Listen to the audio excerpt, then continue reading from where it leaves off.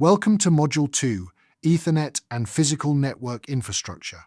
In this module, we move below the protocol and into the physical network that carries BAS communication. Before we blame BACnet, Modbus, a server, or the controller program, we need to prove the signal, the link, the frame, the switch port, and the physical path. A green link light is helpful, but it is not the whole diagnosis. We will look at copper, fiber, managed switches, port counters, loops, broadcast storms, and the field evidence that separates a real network fault from a guess. Our learning objectives are practical. You will describe how Ethernet uses frames, MAC addresses, and switch learning.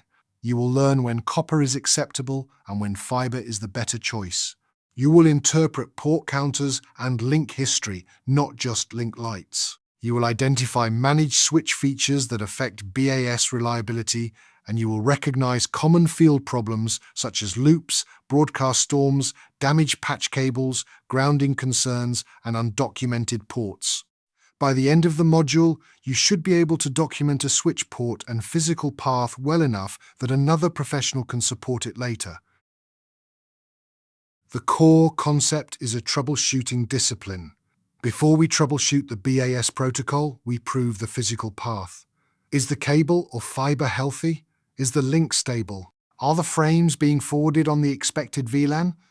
Is the switch learning the correct MAC address? Is the uplink and trunk path correct? Only then do we test the actual BAS service. Ping can be useful, but ping does not prove that BACnet, Modbus, a web service, or a historian connection is working.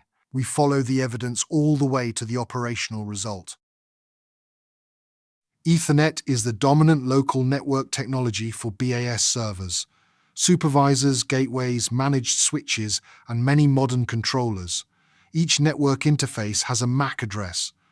The switch learns which MAC addresses appear on each port and forwards frames based on that table. If the destination is unknown, the frame may be flooded within the VLAN. Broadcast traffic is also contained by the Layer 2 domain or VLAN. This matters because loops, excessive broadcasts, or a wrong VLAN membership can affect many BAS devices at the same time. Copper twisted pair Ethernet is convenient for short indoor runs, but it has distance limits and can be affected by electrical interference, grounding concerns, connector damage, and poor routing. Fiber provides electrical isolation and supports longer distances, which is why it is often preferred between buildings, in campus backbones, and in areas with significant electromagnetic interference. The professional habit is to document more than the medium. Document the pathway, environmental rating, bend radius, connector type, transceiver compatibility, spare capacity, redundancy, maintenance skill, and lifecycle support. Physical infrastructure should be reviewed like an engineering system. The cable or fiber path must fit the distance and environment. Cabinets must be suitable for temperature, dust, moisture, and access. Power sources matter because two links are not redundant when both depend on the same unprotected power. Labeling matters during emergencies. Spare transceivers, configuration backups, and administrative access matter during recovery. A network device is not finished because it is installed. It must be supportable and recoverable. Modern Ethernet commonly negotiates speed and duplex automatically. When negotiation fails or when the cable is damaged, the link may stay up while performance is poor. Port counters are field evidence. Look for CRC errors, alignment errors, drops, discards, link state changes, broadcast rate, multicast rate, utilization, and power over Ethernet status when applicable. Counters require interpretation. One old error may not matter. A rapidly increasing error rate or repeated link cycling tells a different story. Record the evidence before clearing counters or replacing parts. A managed switch can support VLANs, port descriptions, spanning tree controls, link aggregation, port security, quality of service, SNMP telemetry, event logging, time synchronization, port mirroring, and configuration backup. These features create value only when they are intentionally configured and documented. A switch with default management access, unused active ports, no backup, no time source, and no port descriptions is a hidden support risk. At the same time, excessive features that nobody understands can create new problems, use a deliberate design, and leave evidence behind. Ethernet loops can multiply frames until switch and link capacity is consumed. Spanning tree protocols and industrial ring mechanisms can help, but they require consistent design and testing. A temporary unmanaged switch or a patch cable added during service can defeat the intended topology. This is why we define failure domains. How many controllers depend on one access switch? What physical systems depend on that panel? If one low-cost device fails, does it affect one sensor, one air handler, or an entire plant? The answer determines the engineering standard.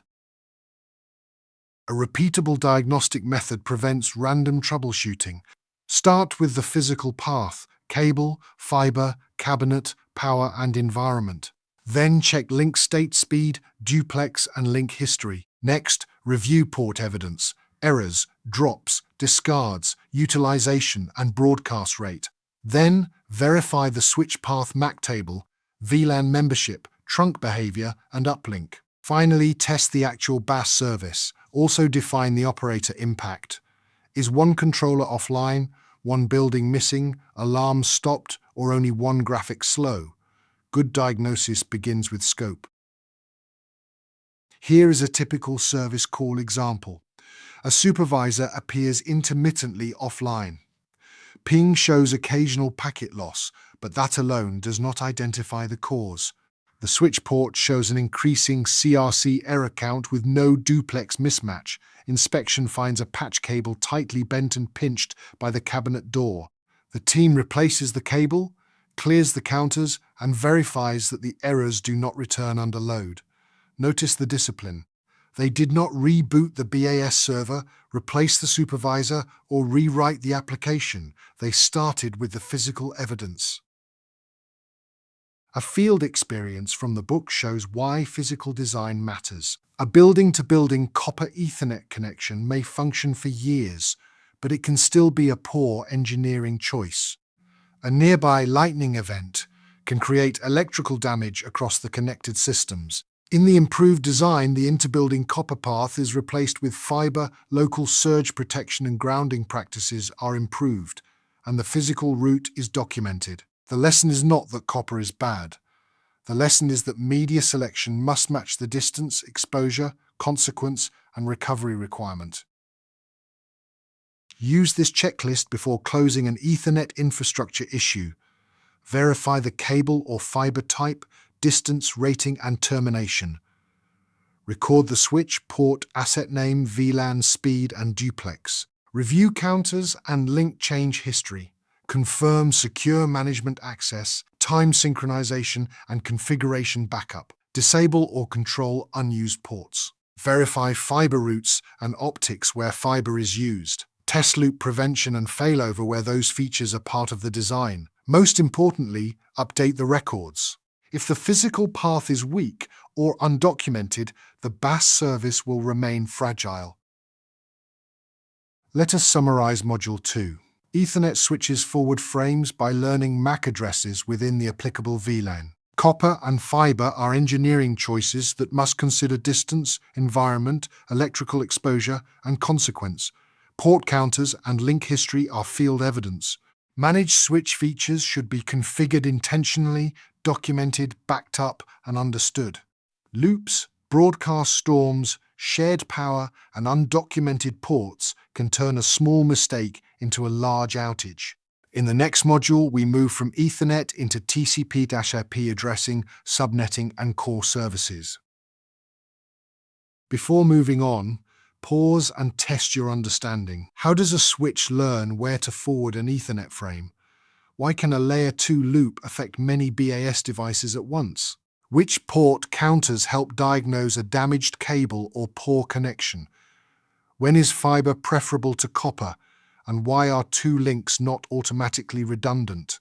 For the field prompt, inspect one BAS switch or panel and identify the asset, port, VLAN, link health, and documentation gaps.